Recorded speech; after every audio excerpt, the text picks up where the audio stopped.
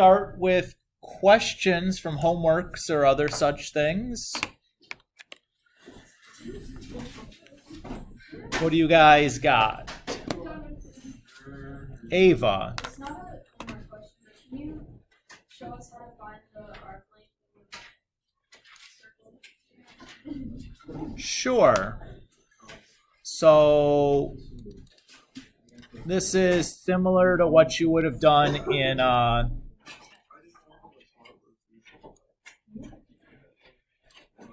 problems 13 through 18.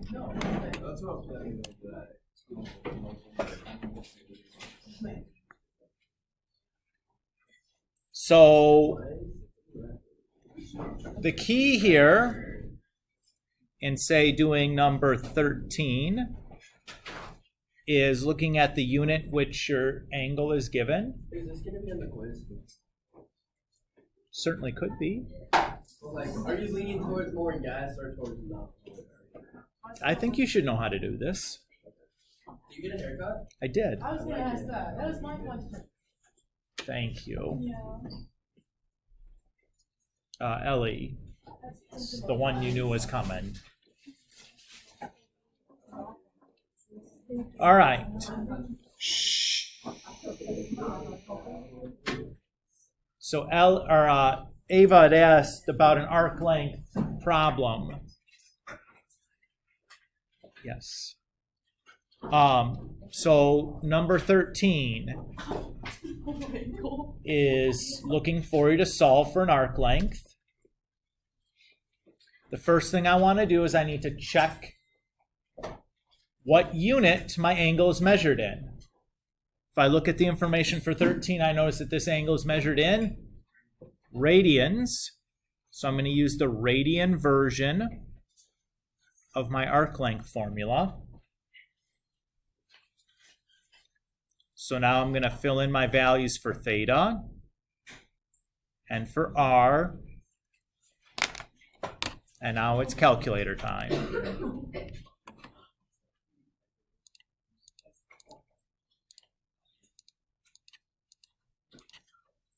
So that's 2.52. And the unit I'm in should be the same as my radius. And that's all she wrote. Contrast that with 17. What unit do you notice we're in? Degrees. So my formula is going to be different.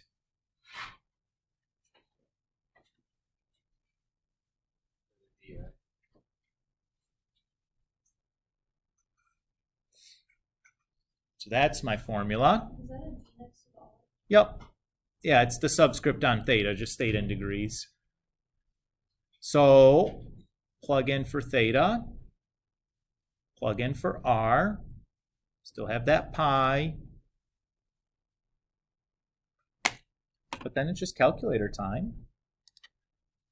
So it just comes down to making sure that I know what the letters in my formula mean. Right? S is the arc length. Theta is the angle measure. R is the radius. So about 1.47. And again, the unit should be the same thing as the radius, so meters it is.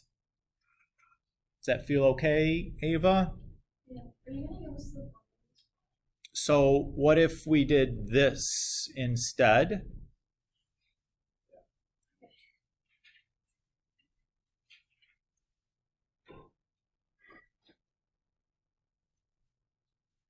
And we asked you for the perimeter of this object here.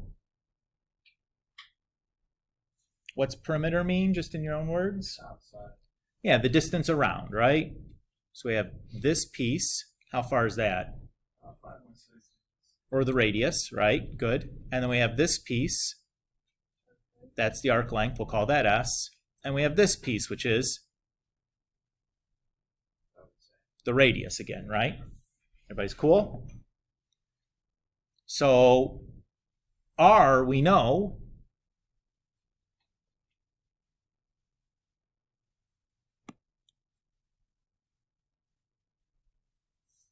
What we need to find is S. How would we find that? So, 3.2. I noticed that we're in radians, so I'm going to use the radian version of the arc length formula. So it's going to be 3.2 times.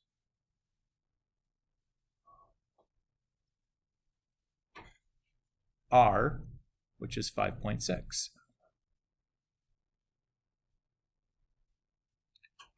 So it's just calculator time at that point.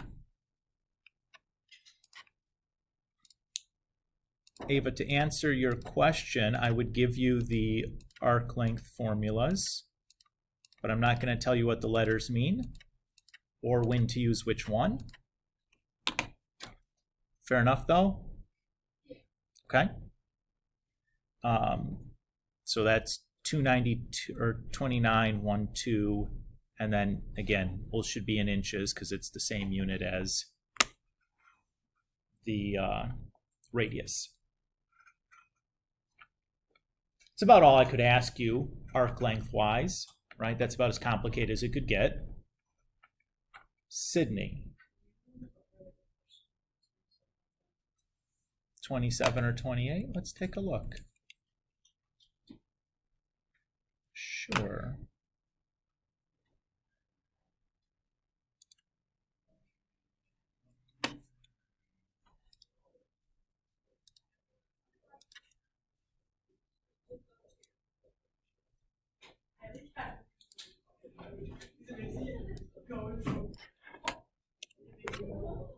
So let's take a look at 28. So I'm going to start by redrawing my picture with my labels on there. So I know this is 4, that's 6, that's still my theta, right? And the question asks to find the value of all 6 trigonometric functions. So sine theta, cosine theta, tangent theta, cosecant theta, secant theta, cotangent theta.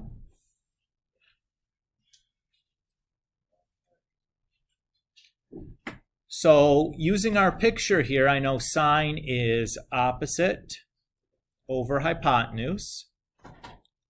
The opposite side in this case is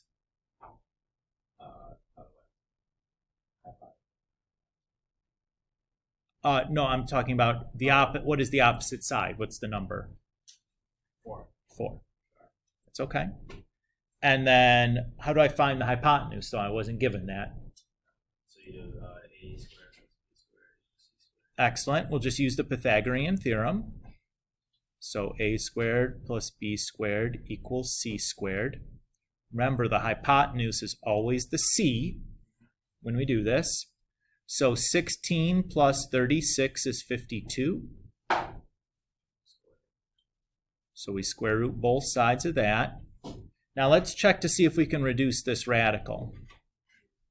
So I notice 52 is even, so certainly a square root of 2 goes into it.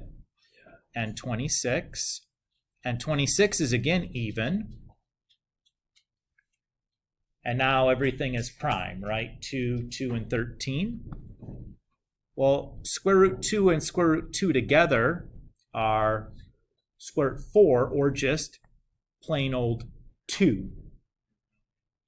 And I still have that square root 13, so I have 2 root 13. So that's my hypotenuse. Now, I don't like that answer because I have the square root in the denominator. So I'm going to rationalize the denominator by multiplying the top and bottom by the square root of 13. So the numerator, I have 4 square roots of 13. And the denominator, I have 2 times 26, so 52. Okay with that? What should cosecant be then? Just flip them over. Now, what would I flip? That one. because if I flip my final answer, I just have a radical in the denominator again. I'd have to mess around. Oh my goodness, guys. Hold on a second. Wait a tick. Go back to here. So, oh, the 4 and the 2. Yeah, I could reduce this, right? Yeah. That makes life a little easier. So that would be 2 and 20, or 2 and 13 then, right? So that's what that should be. Let me just use all red there. That's better. So that should just be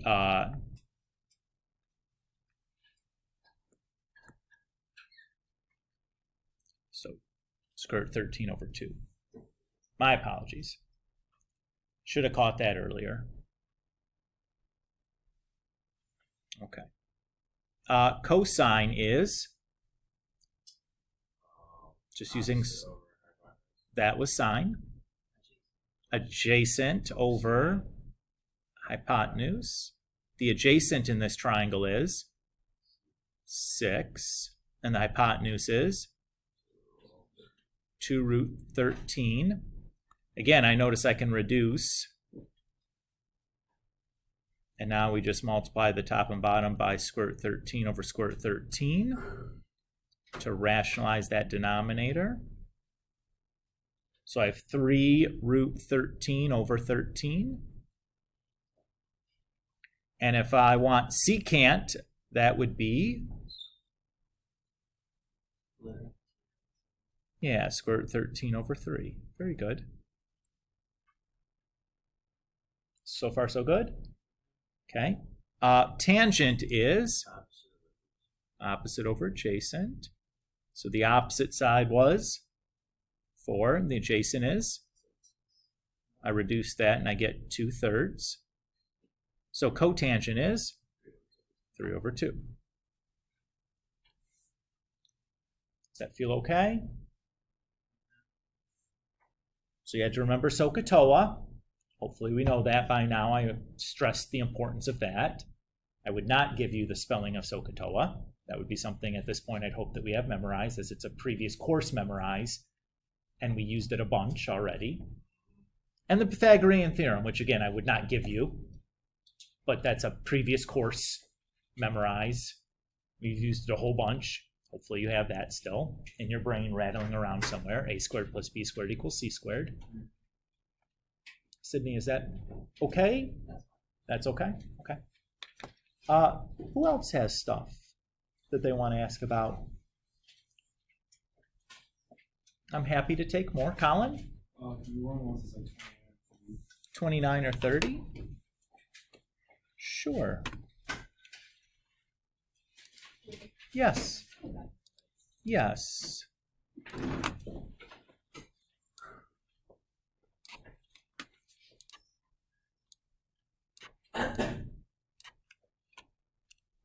Okay. So let's do 30.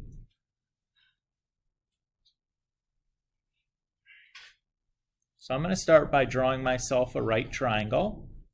I'm going to designate one of its angles as theta. Now I remember that secant is hypotenuse over adjacent. So the adjacent side on my triangle, well, the hypotenuse is easy. It's right. It's the one across from the 90 degree. And the adjacent is the other arm that makes up my angle. So that's the 5. And then to find out the opposite side, then I need to use the Pythagorean theorem. A squared plus b squared equals c squared. I'm going to call this one x just for the sake of argument. So I have 5 squared plus x squared equals 11 squared. 5 squared is 25. X squared is 121. I subtract the x over, or the 25 over, and I get 96. Square root both sides. I notice that that is going to, it's even, right? So what, like I see 2 and 48. What up? 3 and 32? Sure, you want to do that? That's fine. 3 and 32. And then that's a nice one because 32 is 16 times 2. And that's just 4. So this side is 4. And then 3 times 2 back together becomes 6.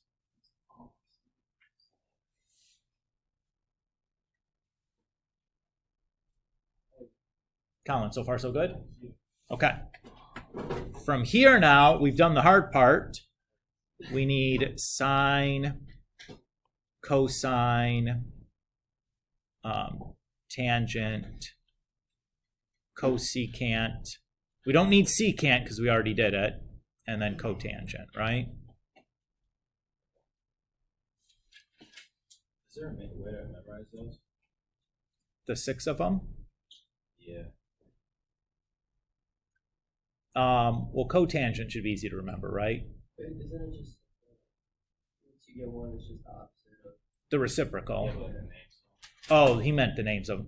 Like, just like there's sine and cosine, there's secant and cosecant. You know, that's what I would, I don't have a good acronym or nothing. Yes, Ava? S goes with sine. CSC. Oh, CSC. Yeah. Yep, because no cos go together. So cosine doesn't go with cosecant or cotangent. The only other one it can go with is secant. And then it should be easy to remember. Tangent, cotangent go together. Those ones sound the same even. All right. So from here, sine opposite over hypotenuse. Cosine adjacent over hypotenuse. Tangent opposite over adjacent. Cotangent adjacent over opposite. Got to rationalize that one. 5 square root 6 over 24. Cosecant hypotenuse over opposite. But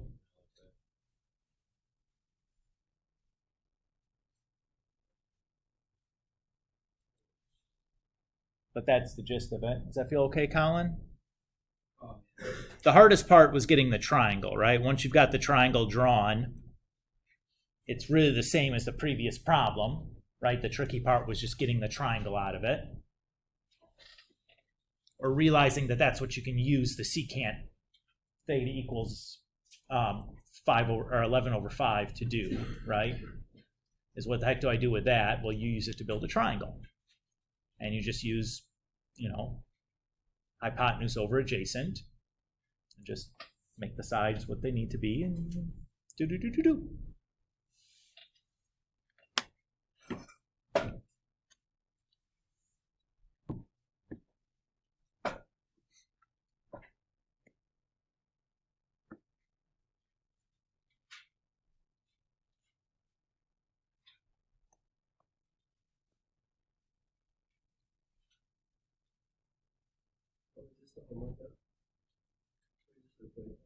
No, I'm just asking you a question. What if we asked you to solve this triangle?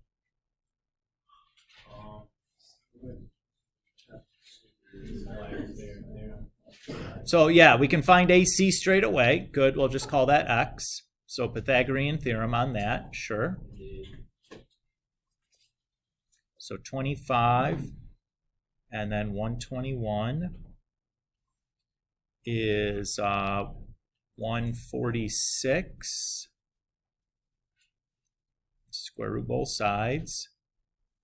That is 2 and 72. And then that's 2 and 36. Oh, yeah, 73. Thank you.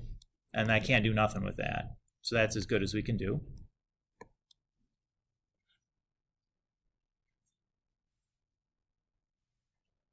So far, so good? Yeah. Okay. How am I going to find angle A or angle C, though?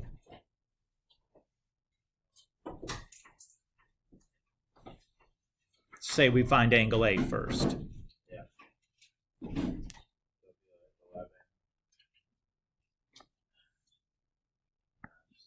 So the two sides I know, or that I'm given, are what relative to angle A?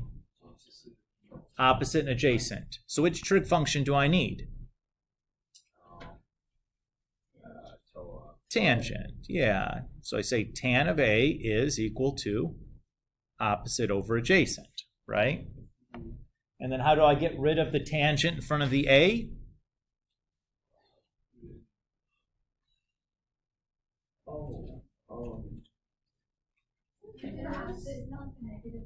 Yeah, you do tan inverse. How many questions are there? Just 3. Just 3.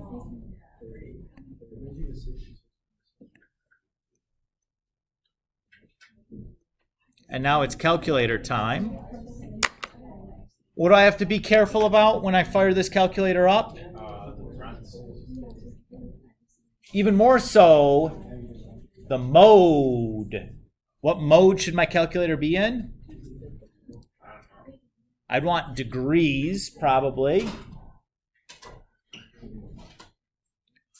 So I would do tan inverse. I check my calculator is in degree mode of 11 over 5. So I get like 65.6 degrees.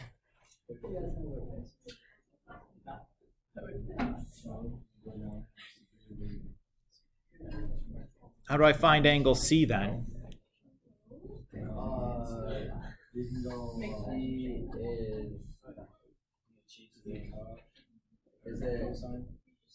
How about we just do this? 90 minus. All right, we know that the sum of the acute angles in a right triangle has to equal 90 degrees. Yeah, what was that? Angle A? 65.6. Oops. So we have, what's that, 24.4 degrees.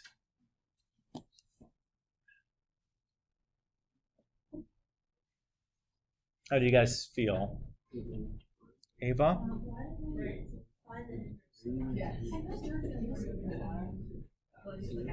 So like, shh.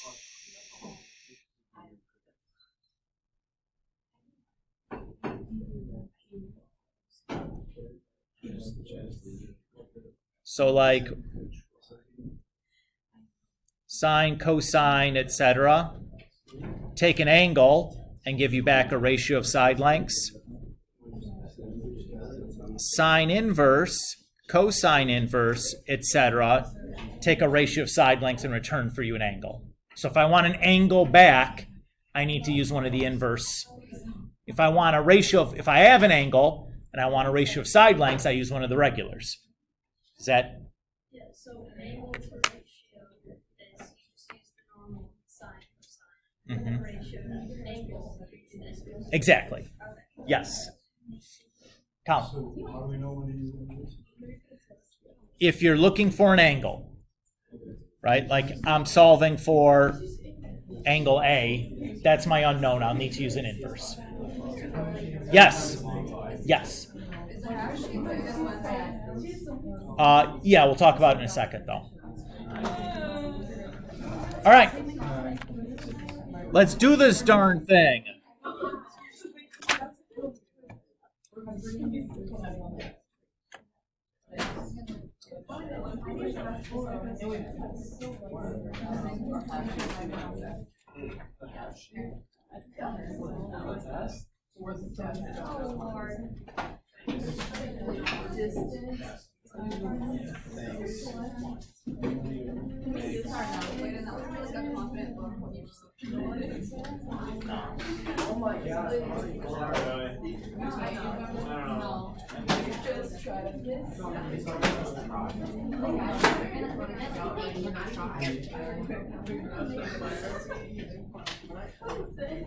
How do you want to take it? Can you take it back? Come on, positive mindset, guys. You're not glad. Yeah, that was a lot. Just like. Okay. Take a deep breath. Read the directions. There's good stuff in there. Good stuff. That's what we're gonna call it. Well, like when I give you the formula that you need to do the problem in the direction, yeah, I think that's good stuff. I don't know if I call it quiz good stuff. Could be worse. You could give you nothing. You could give us no quiz. Oh, that's not, I told you every chapter you get a quiz. How did you just tell us one? Because I want you to not wait to do your homework until the Sunday all at one time. And if I don't announce it, the hope is that you're doing your homework in between the classes so you have some idea what to do on these things. That's why I don't announce it. Since these are like almost exactly just homework problems that you've already done. This is the assignment. You need to do this. It says to use your, what? It's in OneNote. You can print your own if you want a printout of it, or you can do it on a separate sheet of paper, just looking at your OneNote. That's fine too. You don't have to do it in OneNote. Yes. Yes. This will be part of Sunday's problem set. Yup. So, the directions say to use the unit circle to find the exact value of the following expressions. So, 600 or negative 690 degrees. Not on the unit circle, right? If I go over and I look at my unit circle, there's no negatives anywhere on there, right? What should I do then? Just go around it a few times. I'm just going to find something coterminal to 690, negative 690. So what should I be adding or subtracting to negative 690 to find an angle coterminal to it? 360. Okay, should I be adding or subtracting? Adding. Why? Because you'll just go farther down. Because the numbers on my unit circle, the angle measures are all positive. The angle I have is negative. I need it to get bigger, not smaller. So I add 360 twice and I end up at 30 degrees.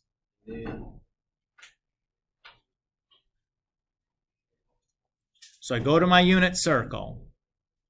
I locate 30 degrees. My unit circle definition of sine is that sine is equal to y, and I'm done. What do you mean sine? That's what we did last time. So we prove that sine is equal to the y coordinate on the unit circle. That's it. I did it. Every answer was the exact same. It was a 50-50 Shh. I am trying to help you to do this. Let's try to focus. Next one is secant of negative pi over 6. Now this one I probably don't actually need to add positive 2 pi to it because I can just think of going pi over 6 in this direction, right? So it's just like 30 degrees. Negative 30 degrees. Yeah. So if I go positive pi over 6, it's the first spot. So negative pi over 6 should be the first spot in the opposite direction, right? So it's the same thing as 11 pi over 6.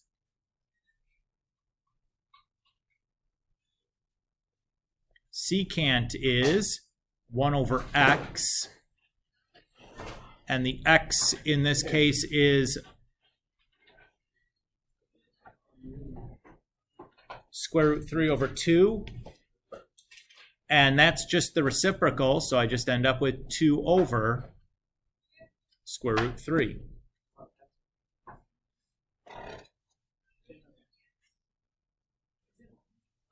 And that's it.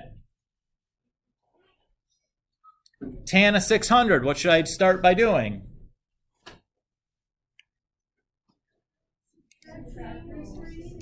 Great, subtract 360 from 600, okay. So I did it once. Is that a unit circle number? It's between 0 and 360, isn't it? Yeah, well, let's check, right? 240 is? Oh, I see it. Look right there.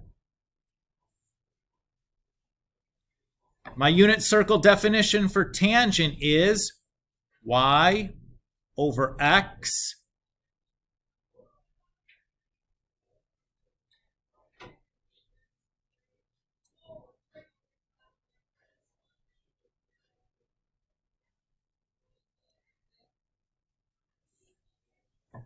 I think I wrote that down right. Let me double check. Yes.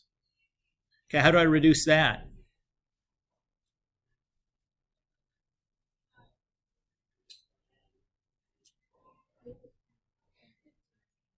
Yeah, the 2's cancel and the negatives cancel. So I'm left with just root 3 over 1 or just root 3.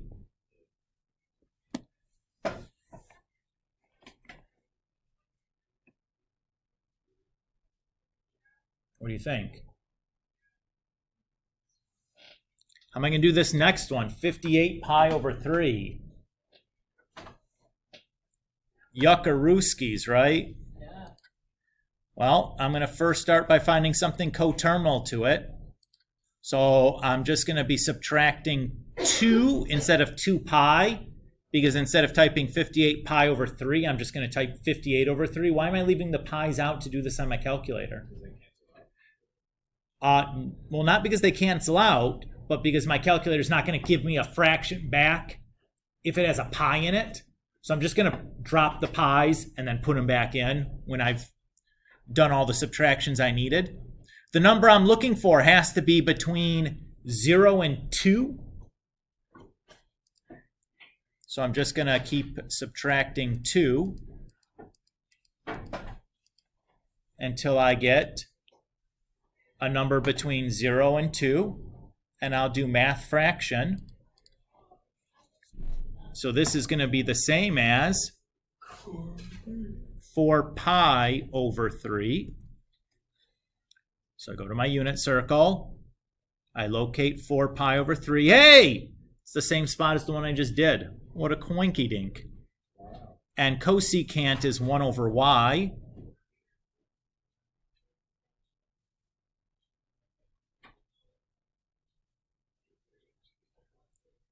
And how do I simplify 1 over negative square root 3 over 2?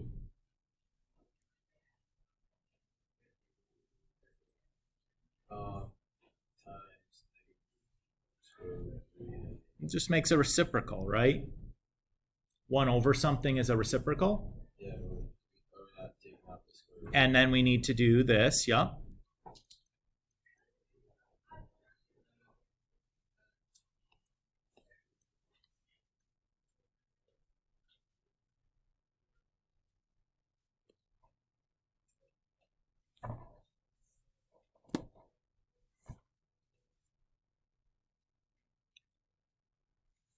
What do you think? That's a lot of examples there we just did together. Let's go look at the page 2 of this and do one of the problem or a couple of problems from page 2.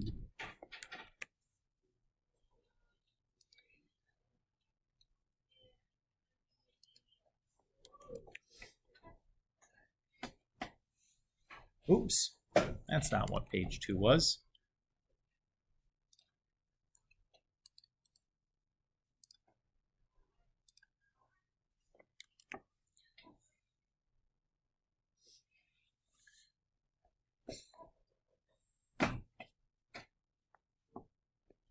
It says, figure out what cosine theta is if sine is 1/4 and tangent is negative.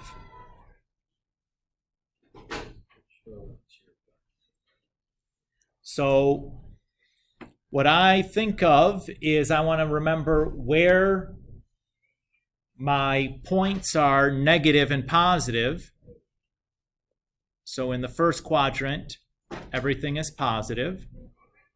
In the second quadrant, x is negative, but y is positive. In the third quadrant, they're both negative. And in the first or the fourth quadrant, x is negative, but x is positive, but y is negative. So in the first quadrant, sine, cosine, tangent, all of them are positive because x and y are positive in the first quadrant. Sine is y, cosine is x, tangent is y over x. So everything has to be positive there. In the second quadrant, sine is positive because y is positive, but cosine is negative because it's x, and tangent is negative because it's y over x. In the third quadrant, sine is negative because y is negative, cosine is negative because x is negative, but tangent is positive because y over x, negative over negative, is positive. And in the fourth quadrant, cosine is positive, sine is negative, and tangent is negative.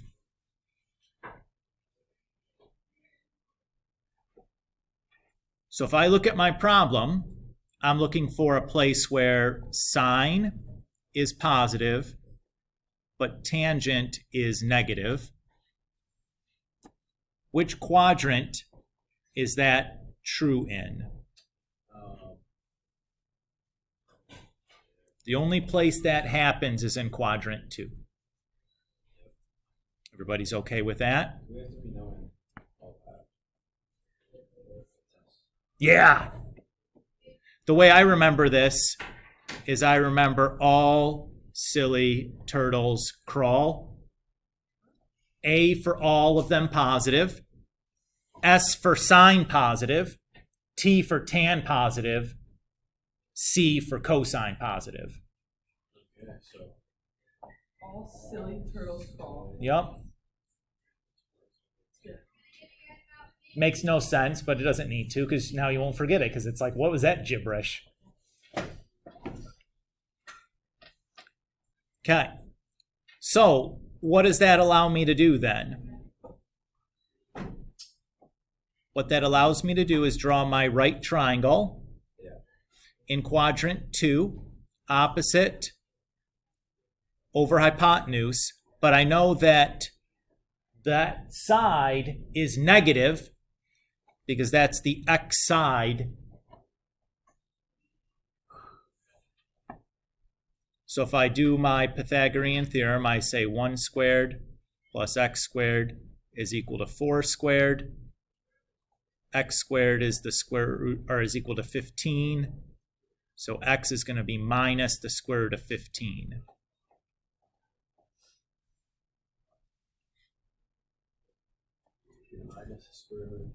So cosine is what it asked for, is adjacent negative square root 15 over hypotenuse, which is 4. yeah, but how is there like a negative? I don't get it. Because we're no longer, okay, because we're no longer tied to the, what we're finding is like a point. So that x is like an x coordinate, not an x distance. Oh, yeah. So that's why it's allowed to be negative.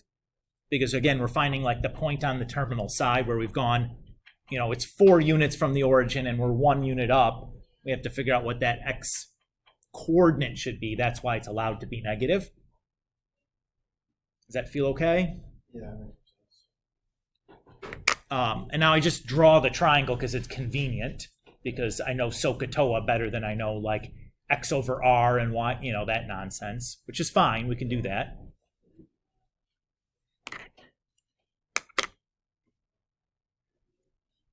Should we try doing one more? I think we have 4 minutes. We can probably do one more.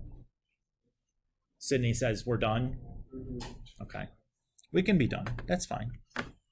But look, we got like 4 problems already done out of that homework set. That's light. That's pretty nice. Right?